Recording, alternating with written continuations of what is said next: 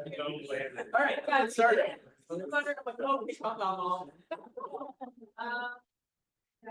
All right, let's do it. I know. Last time we were talking a bit just about games in general, and we will start there, but not do it for very long because very quickly we are going to run into a dead end. That means we're going to play something.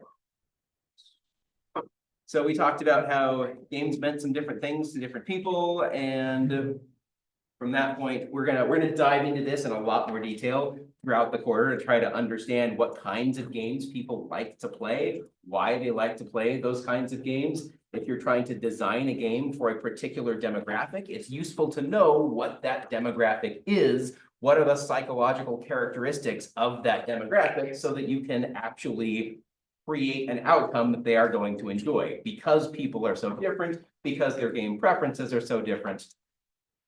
Putting my mother in front of Elden Ring is a terrible idea. Great.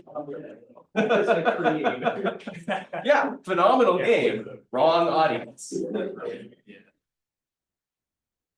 So why do we play games? This is what we were going to be thinking about. I had you individually thinking about why you personally play games. It's not necessary that everyone in here plays games to take a course about game design, but if you play games or if you know people who play games, what are the motivations for those games?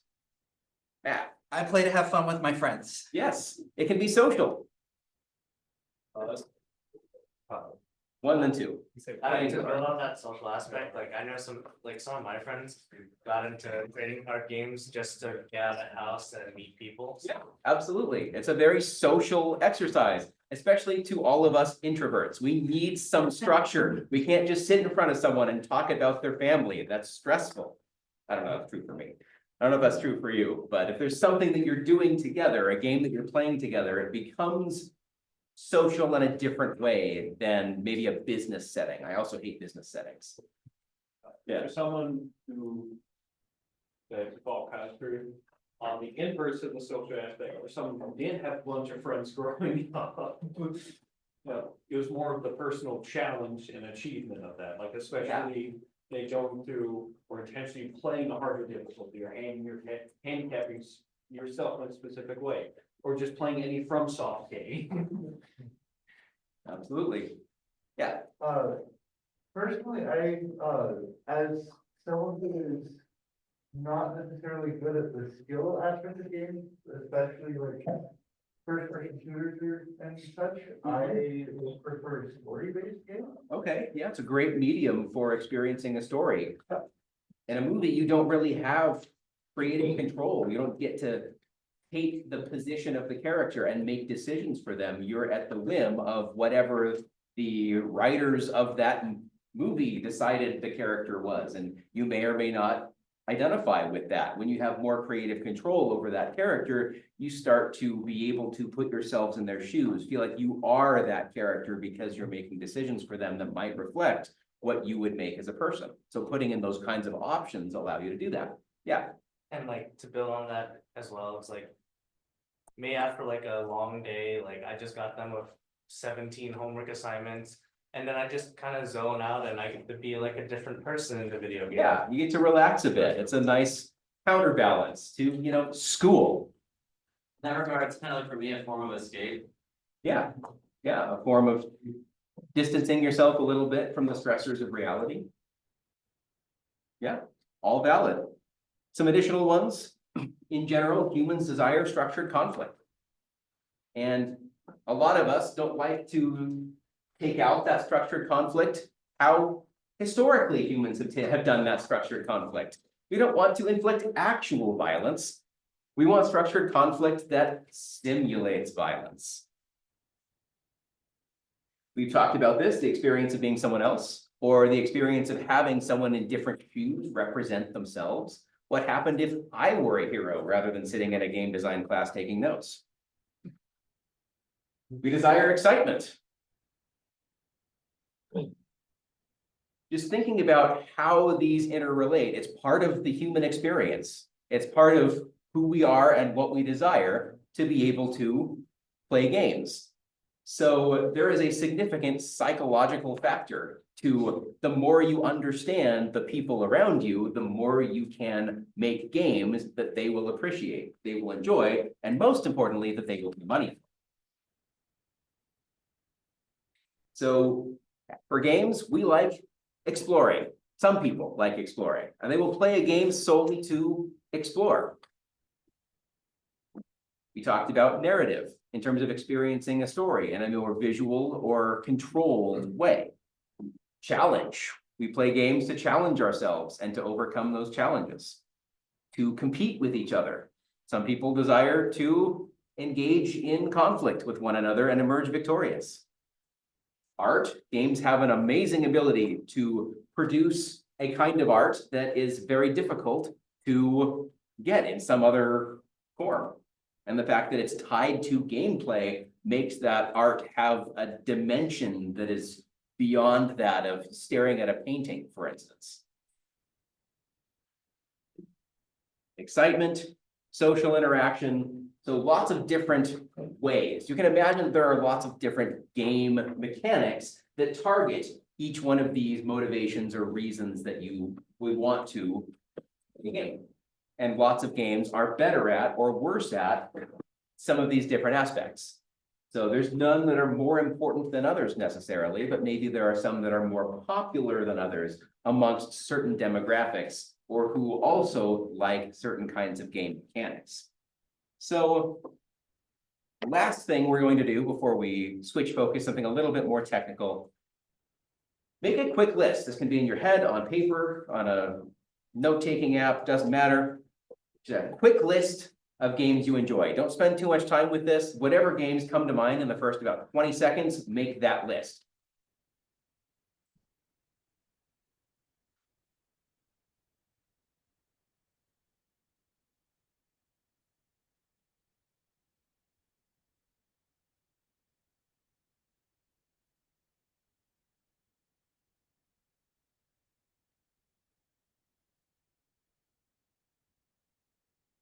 All right, even if you only have a few, and it's not an exhaustive list. For everything you have written down, now, for each of those games, list multiple reasons you enjoy playing it.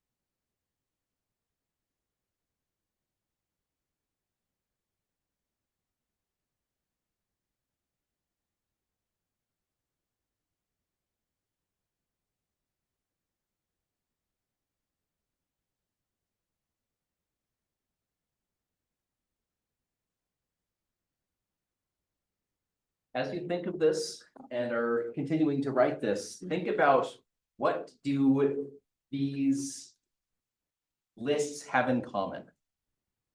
What do these items have in common? What does it say about you as a game player? What do you enjoy? What kinds of situations do you choose to put yourself in?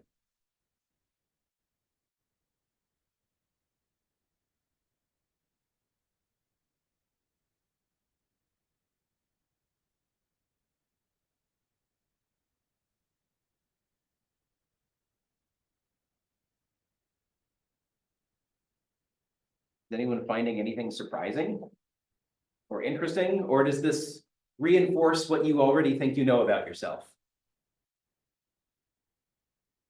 Definitely does some reinforcing. Yep.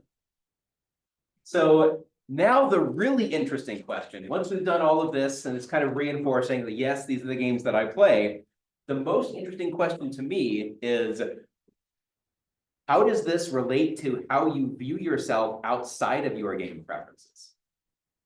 What are the similarities and the differences between how you view yourself, who engages in real life, and how you yourself engages with the games that you play? Is there a lot of overlap? Are there some major differences? If you think about that, feel free to raise your hand and share.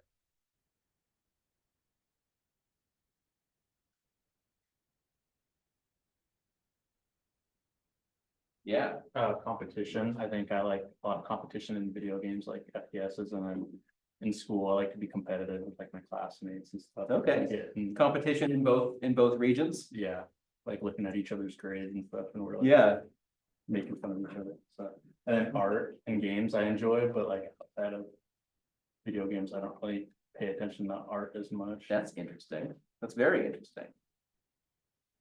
Yeah, I enjoy to be challenged. I play a lot of FPS games that have difficult puzzles to solve or different tasks that need to be done in a certain way.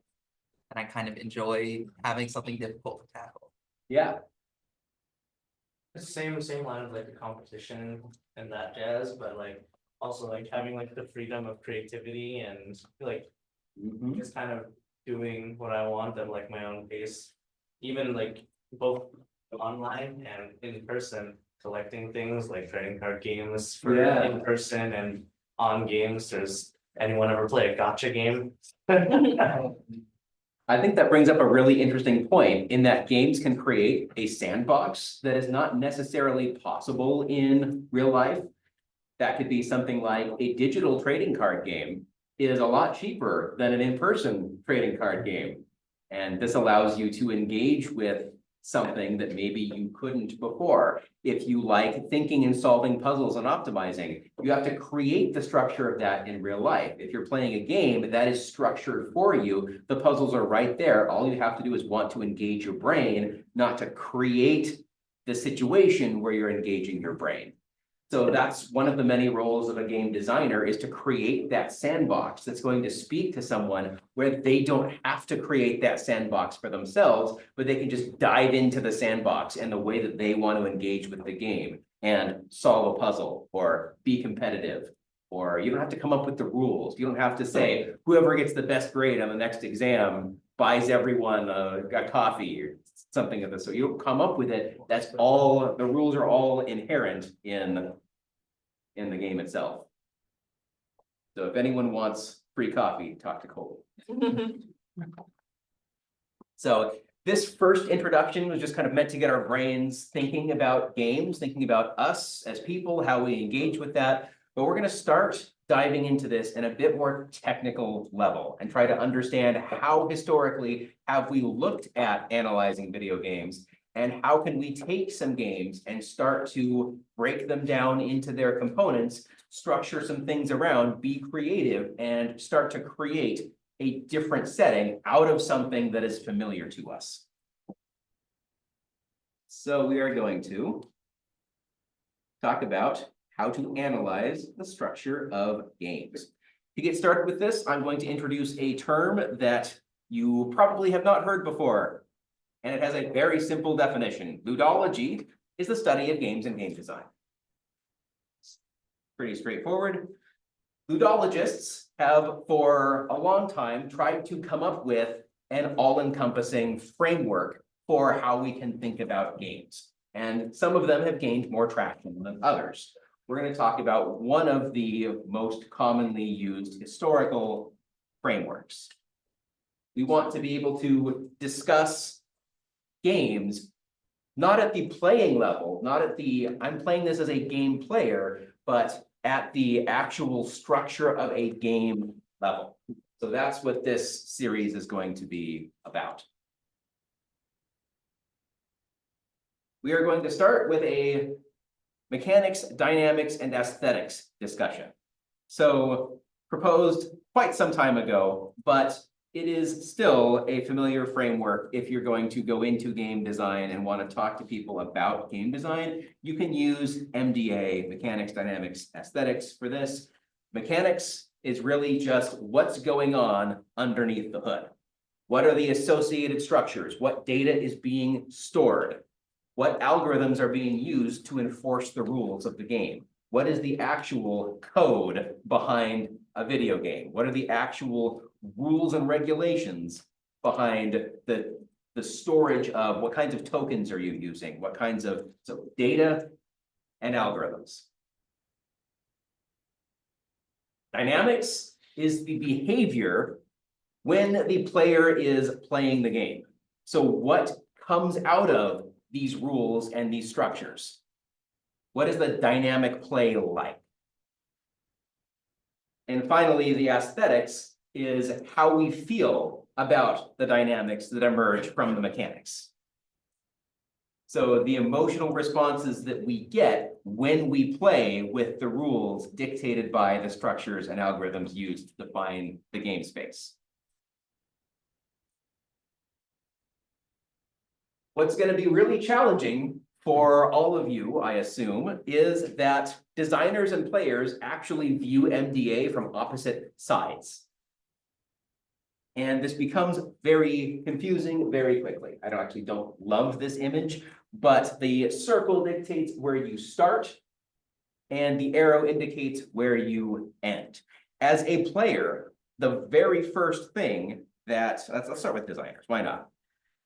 If you're designing a game, you want to first figure out what do we want the player to feel while they play this game, without having any knowledge of the underlying systems and how they work. You want to evoke some kind of emotion in your player. And as a designer, that's the first thing you figure out. And you move from that to figure out, okay, what particular dynamics are going to lead to this feeling? If that feeling is horror, intense competition, thrill, cooperation, whatever that feeling is that you want to engender, then you're going to figure out what dynamics lead to that. And then finally, you're going to actually create the structures and algorithms that lead to those associated dynamics. So that's very different from how you engage as a player. You sit down in front of a game that you've never played before. What's the first thing you try to figure out? How it works. You need a tutorial. How do I move? What can I do? How does that work? So you start with the basic rules of the game, which are the mechanics. From the mechanics, you figure out what can I do? How can I interact with other people? How can I interact with the environment? That creates the dynamics out of what is possible based on the rules of the game. And then from there, the dynamics lead to how you experience the game. Finally, you get to that emotional state where you understand the game well enough and how you can engage with the different elements of the game to where you can start feeling something. This is very commonly mistaken. People very frequently think it is the other way around for some reason. I've historically asked something about this on a quiz or an exam, and people always get it backwards. Not always, but frequently. So we're going to dive into an exercise about mechanics, dynamics, and aesthetics, and we're going to play a very boring game. Once we get bored by the very boring game, we're going to make it less boring. So we're going to play snakes and ladders. I have brought many sheets of snakes and ladders boards, and I have brought many dice. For now, the dice will just be your tokens of where you are. But, so first, we're going to look at snakes and ladders. If you want to start thinking about this, think about what, from a design perspective, did they have control over? They had control over the positions of the snakes and ladders. Why are they there? Why are they exactly where they are? Because the designers put them there. Yes. Is there any further reasoning? Make the game more fun. No, for the fact that they exist, absolutely. But why is there a ladder at position 1? Yeah. I think putting a ladder at 1 that boosts you up 4 rows takes like a kind of like losing number and makes it like a big winning number. Yes, that's exactly the idea, where I don't know if it is just psychological at this point that 2 becomes the new 1, but especially if you're a child rolling a die and you see a low value, this now changes an emotional response to this was bad to this was good. Instead of only moving 1, the worst case is now I move 2. And if you roll a 1, it's really lucky now instead of really unlucky, which doesn't pertain to the rest of the game. So even though there's no player agency over this game, take a note of that. There's no decisions that get made at any point in this game. There is no one too young for this game. It is meant to be as straightforward as a game possibly can be. Yeah. The way that I visualize this is it's a way more complicated coin flip. When you start the game, you have an equal chance of winning. At some point throughout the game, you no longer have an equal chance of winning, but when it starts, you might as well flip a coin and call that person the winner. There's no agency involved in any of the decisions. What else do we notice about this particular board? Any other things about the positions of the snakes and ladders that lead to interesting dynamics? Yeah. There's quite a few snakes on the highest level. Yeah, at the end of this, there are lots of snakes. Why would that be an interesting design decision? Why would you choose to do that? Because instead of someone immediately winning by just continuously rolling super well, if they get one bad position and now completely tanks their game, and someone can take over and win. Right, it's a catch-up mechanic. No matter how far behind you are, it is possible that as they get arbitrarily close to the finish line, as long as it's not past 98, then there's an inevitable win. But as long as you're not past 98, then you could get bumped down up to 20% of the entire game board. Notice how the longest snake is not in the top row. What would happen if the longest snake was in the top row? It would feel really punishing. Really punishing, right? I'm winning, I'm winning, I'm winning, I'm winning. I have no chance of winning. That's a big change in the aesthetic, the emotion that is felt by someone who thinks they're winning. There is a catch-up mechanic to make a close game, but they're not going to immediately switch because of one unlucky roll who's completely in the lead by a lot, which makes sense. So even a game that has no player agency when you play it has a lot of time and effort and thought that goes into the design of the board, so that when people play this game with the intended audience, they experience what the designers are intending, which is you have fun when you play. Every one of these decisions was made for fun with children. So we said ladder at 1 makes an unlucky first roll feel good.